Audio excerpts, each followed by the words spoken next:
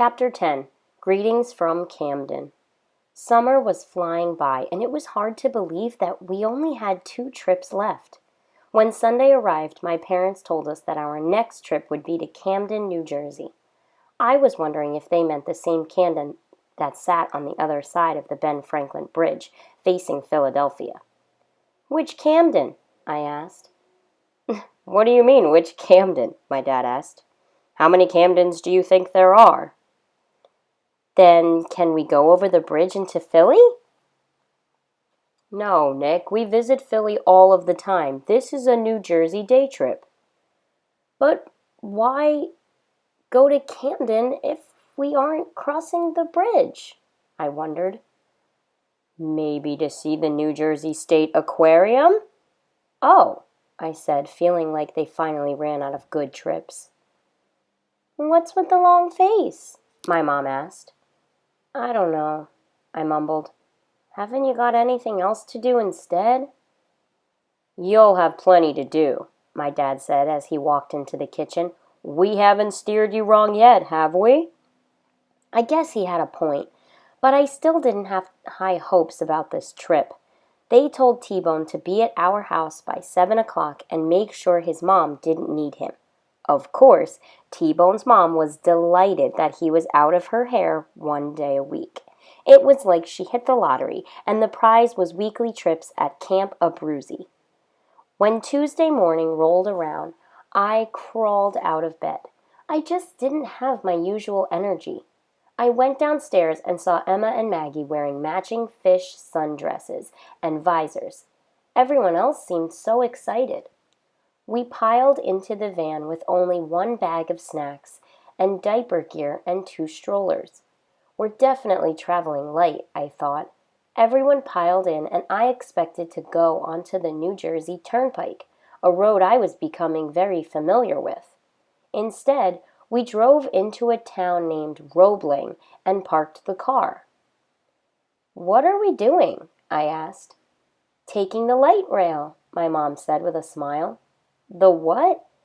"The light rail," my dad said. "It's a train that connects Trenton and Camden." "Why aren't we driving?"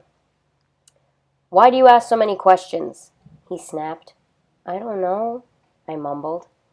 "Sweetie, we're taking the train because we thought it would be fun," said my mom. "Sounds like a lot of fun, Mrs. A," T-Bone said with his big, goofy smile. We got to the station and stood on the platform while my dad bought the tickets. The train came pretty quick, and we were on our way. The little kids seemed to love it, and I figured it didn't matter how we got there since it wouldn't be much fun anyway. Before we knew it, the train pulled into Camden, and we started walking toward the aquarium.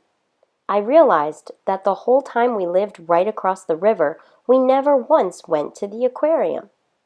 As soon as we walked in, I realized, once again, that it wasn't what I expected. Being wrong every week was starting to annoy me.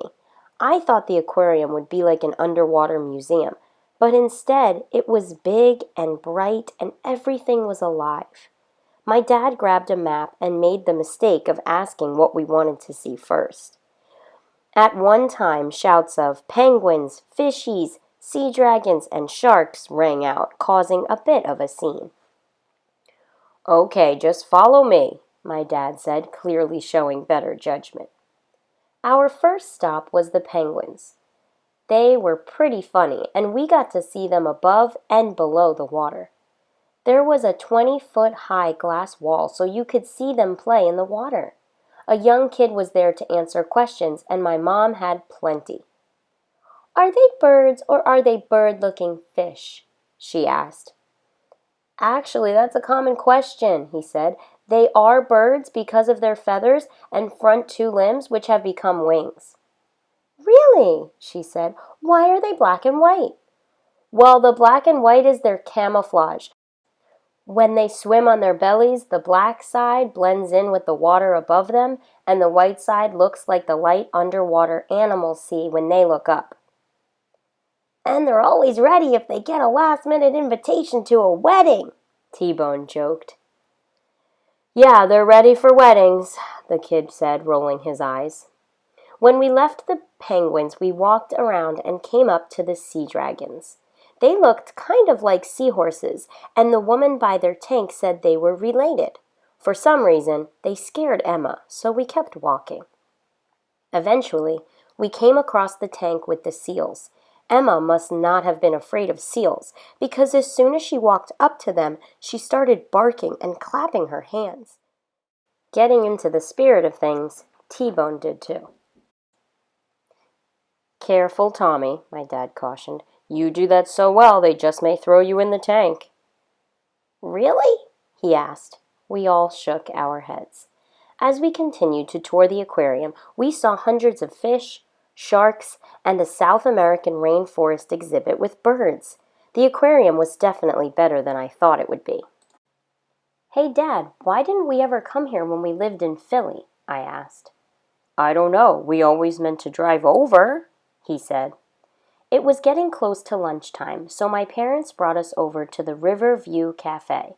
The windows overlooked the Delaware River and the Philadelphia skyline. I thought about my old house and friends that were still in Philly.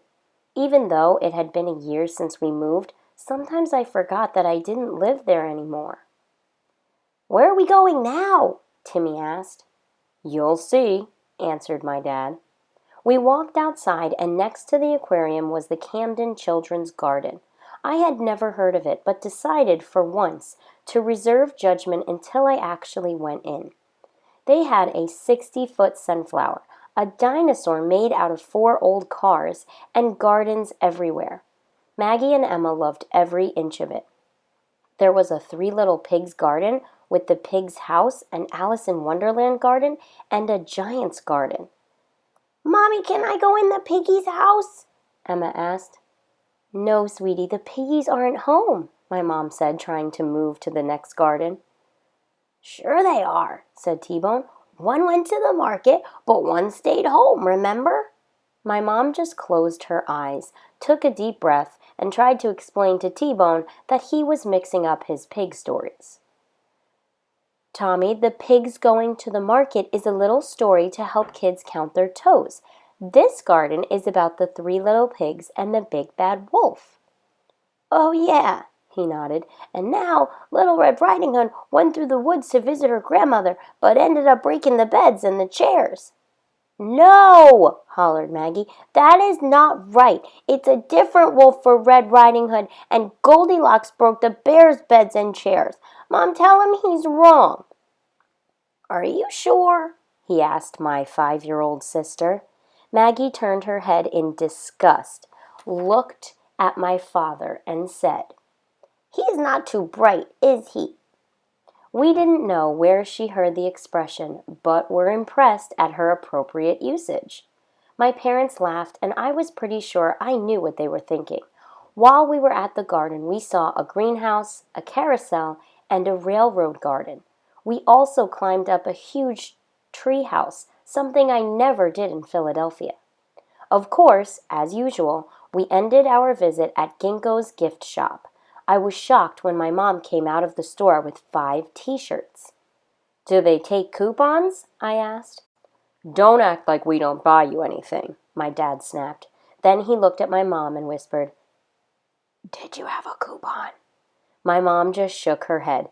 Thanks to T-Bone being on the trip, my mom knew my dad couldn't get mad about how much money she spent.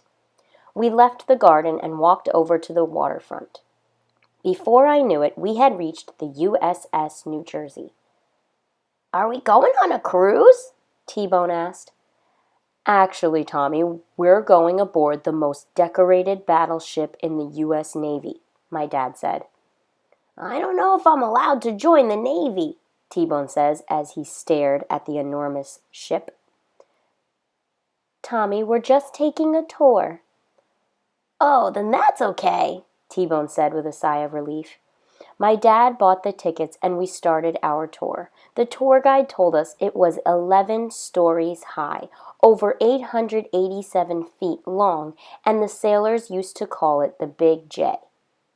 "What does the Big J stand for?" asked T-Bone. Before the tour guide could answer, Timmy yelled, "Jersey, what do you think it stands for?" We walked through the enormous ship that saw action in World War II, Korea, Vietnam, and the Persian Gulf. We saw the sailors' bunks and lockers, the bridge, and the admiral's cabin. As we walked through the ship, it was hard to imagine that some men spent years on this ship and how many sacrifices they made. Learning how important a ship named after New Jersey had become, I felt kind of proud to live in the Garden State. As we were leaving, the older man heard me say that it must have been hard being stuck on the ship. "No," the man said. "It was an honor." "You were really on this ship?" I asked. "Certainly was," he answered. "What was it like? Was it hard?" "It was the hardest and most honorable thing I've ever done. This ship was our home and our work. It was hard being away from our loved ones, but we knew that we were doing a very important job. I also made some lifelong friends on this ship." "Do you remember where your bunk was?" I asked, kicking myself for not being able to think of a better question. "I remember every detail," he smiled. "I can even tell you where all of my buddies' bunks were." "Did you have to make your own bed?" T-Bone asked. I was relieved that he asked a worse question than I did, even though my dad looked a little embarrassed. "Son, we had to make our beds and keep everything in order. Part of being a good sailor is being responsible. Can you imagine how messy a ship this size would be if the men were sloppy?" He laughed. "Do you come here often?" I asked him. "Lately, I find myself here more often. Seeing this ship brings back some very fond memories." "Well, we've taken up enough of your time," my dad said as he shook the man's hand. I think my dad was less worried about the man's time and more worried about T-Bone's next question. As we walked away, I turned and looked at the old man. I wanted to tell him how cool I thought everything he did was. I wanted to tell him that I hoped I would be as brave as he had been. In that instant, I couldn't find the words, or they couldn't find my mouth. Instead, as we made eye contact, I just said, "Thanks for everything." It must have been enough. He nodded his head and gave me a salute.